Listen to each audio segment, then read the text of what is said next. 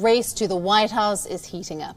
The Republican National Convention kick-started with the formal nomination of President Donald Trump for president and Mike Pence for vice president. Day two of the Republican National Convention is expected to be as eventful as day one. Let's take a look at who will be speaking on day two. An address that voters are waiting for with bated breath. Melania Trump, First Lady of the United States of America. Her address will come after Trump family found itself in the middle of yet another controversy. A tell-all book called Melania and Me is at the center of this controversy, penned down by Melania Trump's former friend, Stephanie Wolkoff. The book reveals quote-unquote disparaging remarks that she made about President Trump and his adult children. Mike Pompeo, U.S. Secretary of State. He was in Jerusalem representing the United States in its ongoing efforts to establish Arab-Israeli connections. Eric Trump, Donald Trump's son, and Tiffany Trump, Donald Trump's daughter, will also be addressing the Republican National Convention. 70 days to go for the U.S. presidential election. Democrats and Republicans are going into the final stretch of the campaign. Unlike their counterparts, the Republicans are holding a part digital, part in-person convention. This despite the United States remaining the worst affected country due to the coronavirus outbreak with more than 5 million cases.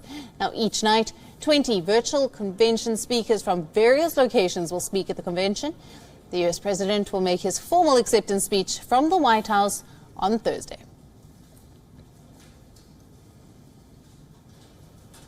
WION correspondent Simon Marks is joining us live from Washington, D.C. for more on this. Good evening to you, Simon. So much happening. Where to start? Day two. It's set to be as eventful as yesterday. And some of the key headline speakers include Melania Trump and Mike Pence. What are we expecting from tonight? Well, yeah, we're just getting some details, actually, on Melania Trump's speech. Her chief of staff, Stephanie Grisham, who, of course, until recently was Donald Trump's press secretary,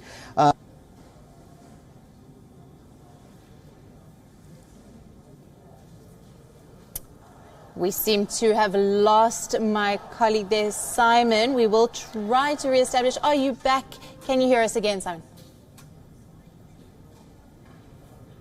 I can hear you, Alison. Can you hear me? Loud and clear.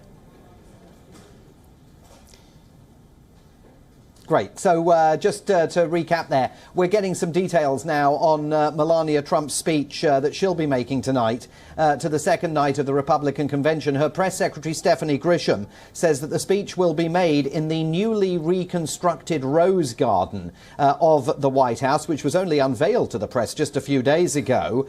The audience will include family, friends and associates of Mrs. Trump's Be Best program for children. And Stephanie Grisham insists that every word in this speech is from Melania Trump. That, of course, a reference to the fact that back in 2016, Melania Trump's speech to the Republican convention plagiarized key phrases from a speech that Michelle Obama had made. They're not going to make that mistake twice. There are questions being asked about why the Rose Garden is being used as the backdrop for this, given that politicians are not supposed to be using government property from which to campaign, but the White House insists that those regulations do not cover the First Lady of the United States. The other big speaker tonight is Mike Pompeo, the Secretary of State, running into substantial controversy over his decision to address the convention. He's in Israel at the moment. Usually, Secretaries of State do not address political conventions. They hold themselves above the political fray. Mike Pence, one Republican eyeing the 2024 Republican presidential nomination, has decided not to honor that particular tradition.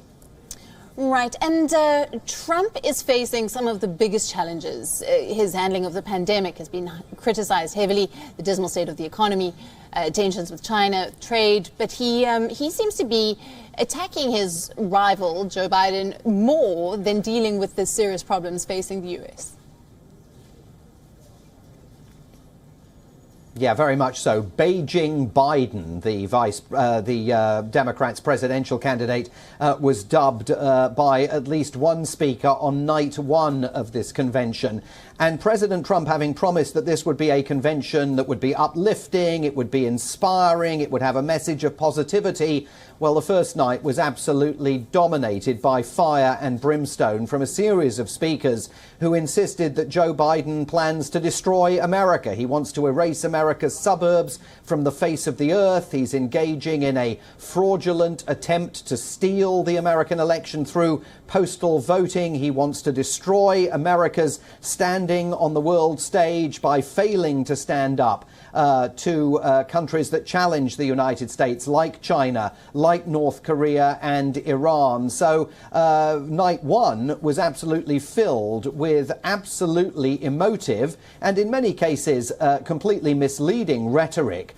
about Joe Biden's plans for the country. Of COVID-19, there was very little that was said. President Trump was on screen to thank some of the healthcare workers and other emergency workers who responded to the COVID-19 crisis. He, and then later his son Donald Trump Jr., insisted that there was light at the end of the COVID-19 tunnel and that the country can start planning for a glorious rebound in the American economy because the virus will soon be in its rearview mirror. Again, the facts don't entirely bear that out.